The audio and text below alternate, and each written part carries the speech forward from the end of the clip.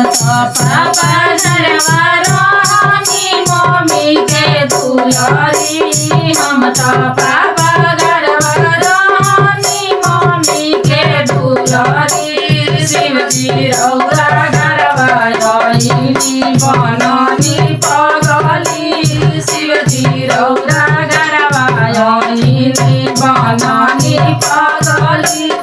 शिवजी धुने लेका पार गौरा मिलली पगली। शिवजी धुने लेका पार गौरा मिलली पगली। हम तो पापा घरवा रहनी बनी के दुलारी। हम तो पापा घरवा रहनी मम्मी के दुलारी। हम तो चाचा घरवा रहनी चाची के दुलारी। हम तो चाचा घरवा रहनी चाची के दुलारी।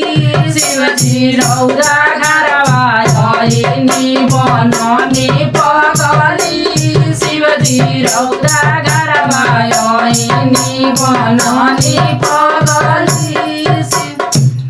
शिवजी धुने लेका पार गौरा मिलली पगली। शिवजी धुने लेका पार गौरा मिलली पगली। हम तो चाची घरवा रहनी नमा के दुलारी। हम तो चाची घरवा रहनी मम्मी के दुलारी।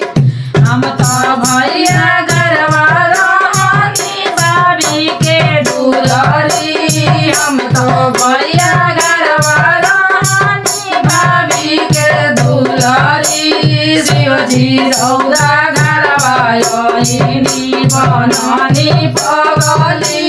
शिवजी रौरा घरवा आइनी बननी पगली। शिवजी धुने लेका पार गौरा मिलली पगली। शिवजी धुने लेका पार गौरा मिलली पगली। हम तो आमा घरवा रहनी मम्मी